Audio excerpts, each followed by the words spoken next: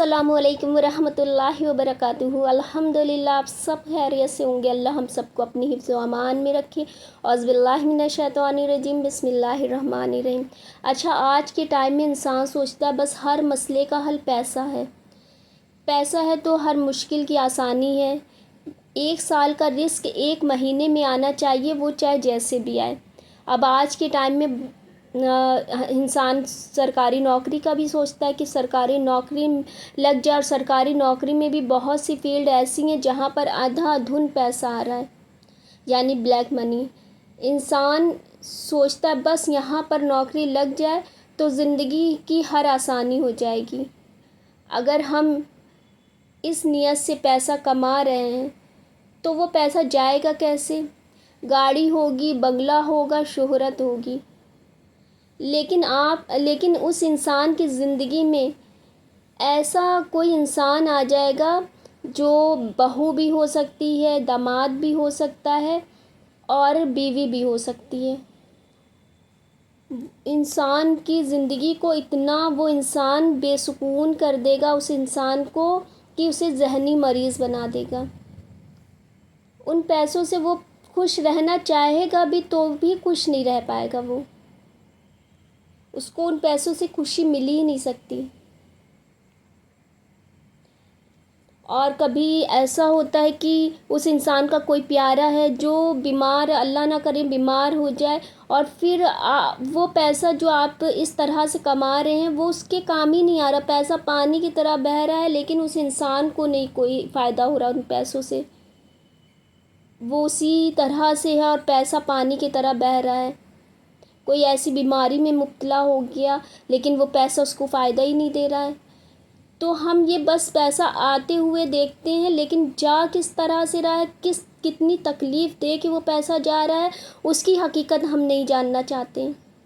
और ना हम समझते हैं कि वो पैसा हमें कितनी तकलीफ़ दे कर जा रहा है। और बहुत सी ऐसी सरकारी टीचर होती हैं कि बस वो इस नियत से जाती हैं स्कूल की वहाँ पर हाज़िरी लगाना है, और बच्चों से को पढ़ाने का उनका कोई मकसद ही नहीं होता। बस उनको वहाँ पर जाकर टाइम पास करना, अपनी हाज़िरी लगाना, और हर महीने लाखों की हिसाब से उनको पैसे मिल रहे हैं। बस उनको मकसद होता है कि उनको हर महीने जो लाखों रुपए मिल रहे हैं वो बैठे बैठाए मिल जाएं। बच्चों के ऊपर कोई मेहनत नहीं करनी है, उनका फ्यूचर ख़राब हो रहा है, बर्बाद हो रहा है, तो उनको उससे कोई मतलब नहीं है। तो ऐसे जो टीचर होती हैं जो दूसरे बच्चों के फ्यूचर को ख़राब करती हैं, फिर उनका अपना खुद का बच्चा उनकी भी ज़िंदगी को ख़राब करता है, खुद अपनी भी ज़िंदगी ख़राब करता है। तो हम ये सोचते हैं कि बस हम अपने मालिक हैं, हमको कोई ना देख रहा है ना सुन रहा है, जो हम कुछ कर रहे हैं बस हम सुकून से अपनी ज़िंदगी जीते जाएंगे। ऐसा नहीं है। इंसान को हर वक्त अल्लाह रब्बुल इज़्ज़त देख रहे हैं, और ये ना सोचे इंसान कि हम आज़ाद हैं। आज़ाद हम में से कोई नहीं है। हम अपनी रिस्पॉन्सिबिलिटी से जब हम पीछे हटते हैं, अपने काम को जिस तरह से हमें करना है उस तरह से जब हम काम नहीं करते, तो हमारे घर में हमारे ऊपर मुसल्लत हो जाते हैं। हमें इतनी अज़ियत उनसे मिलती है, क्योंकि हम दूसरों की ज़िंदगी बर्बाद कर रहे हैं, तो हमें अपनों से कैसे खुशियाँ मिल सकती हैं।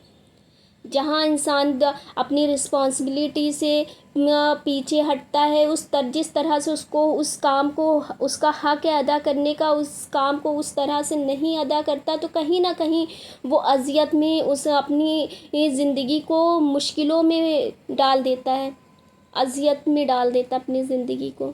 और ये इसकी हकीकत इंसान को समझ नहीं आती। इसलिए हमें